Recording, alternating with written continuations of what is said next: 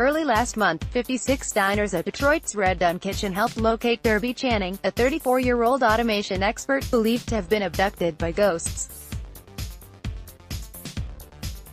After getting a series of carefully leaked clues from a slew of eccentric characters, the amateur sleuths discovered both a motive and the number of the hotel room where Channing was being held. This Scooby-Doo-worthy plot, you can all but hear a cartoon villain muttering, "We would have gotten away with it too, if it wasn't for those meddling foodies," will get a sequel of sorts on Thursday. That's when event company On the Town Riddles will host The Diary of a Liar, the second in a series of immersive mystery dinners at Red Dunn and the adjoining Porter. By photo dinner guests look on as actor Josh Campos of Ferndale searches for signs of paranormal activity in the room of a character who has gone missing at January's immersive theater event. At Red Dunn Kitchen, photo, Ryan Garza, Detroit Free Press, for roughly twice the cost of a conventional dinner, guests are served a 2-hour, 3-course meal that mixes the criminal with the culinary. There's a puzzle to solve, and clues abound at the restaurant's tables and throughout the hotel, where a small crew of actors works the rooms. It's the job of guests to spot those clues and use them to solve the night's big riddle. The makings of a mystery at the January event. Some participants arrived early to stop by the Red Dunn bar before joining others in the restaurant, where tables accommodated from 2 to 8 people. The crowd was made up of everyone from 20-somethings to retirees. Most said they discovered the event on social media and thought it sounded fun. Some, like Erica Boyd of Ferndale and her mother, Karen, from Heartland, were veterans of previous On the Town Riddles events. The company has been hosting riddle-themed bus excursions for private parties and corporate groups since 2014, once in the main dining room, long and Scandinavian sleek with a wall of windows facing the hotel courtyard. Diners were greeted by the voice of the riddle master.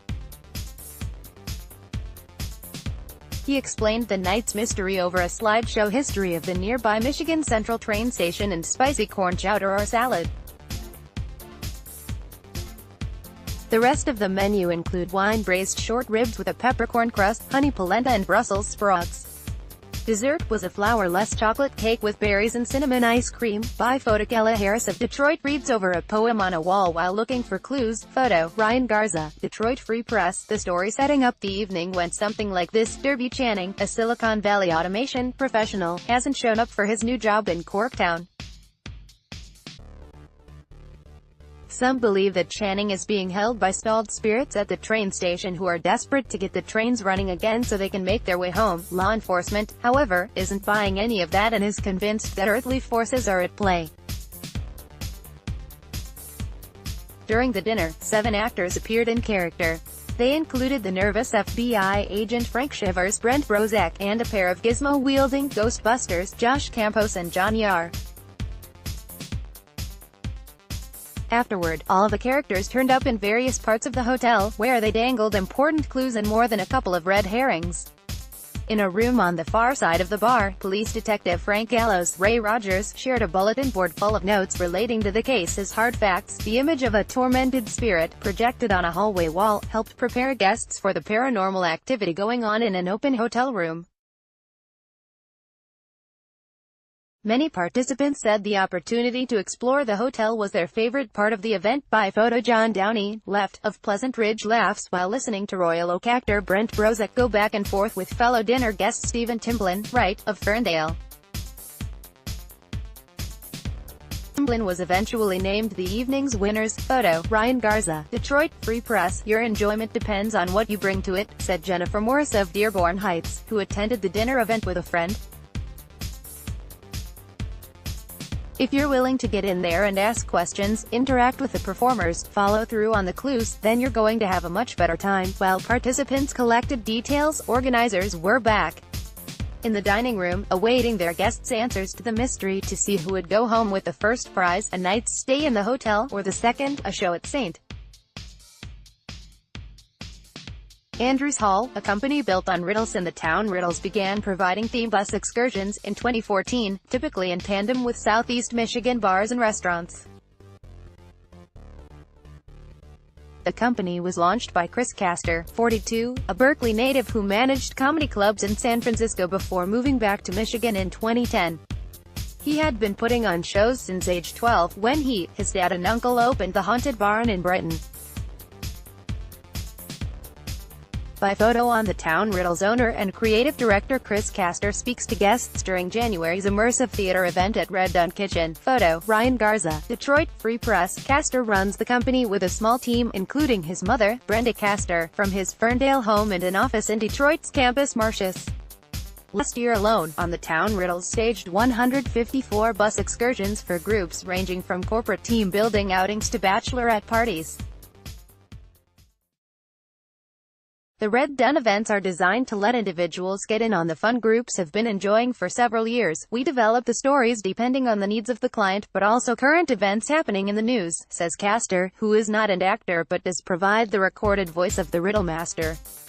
We can actually work client information directly into these stories, which is what we did by focusing on the train station and the hotel for the Red Dunn event. By Castor's count, Thursday's The Diary of a Liar will be the 416th original mystery developed by On the Town Riddles. It revisits characters from last month's story, including Malia and Steve Harlan, Chrissy Kinney and Tom Collenberg, a boozy Birmingham power couple whose private and business lives are thrown into turmoil when the contents of a newly discovered diary reveal a corporate scandal. Castor sees it as something of an ongoing soap opera. By photo, actors Tom Collenberg of Royal Oak and Chrissy Kinney of Utica played a boozy Birmingham power couple at the January mystery dinner. Photo, Ryan Garza, Detroit Free Press. The entrepreneur says he haunts local improv comedy nights to recruit talent for his shows. About 40 local performers are currently on his Rolodex. When I'm writing these, I usually create a character based on an actor's strengths rather than try to find an actor to fit a particular part, Castor says. Collenberg of Royal Oak has been part of the On the Town Riddle stable of actors since the company started. He says that his performances rely 50% on a written script and 50% on improv techniques. We want each show to be new and different, Collenberg said. When I get a script, I look for the overarching vibe that the character gives off, then I kick it up a notch. A lot of this depends on the audience. As an improviser, you have to gauge how much the audience is into it. Are they really with you, a little bit reserved, or terrified that something is going to happen to them any minute? The riddle solved by 9 p.m. Dinner guests had regrouped in the dining room, where Castor conducted a Sherlock Holmes-style debriefing and announced the winners.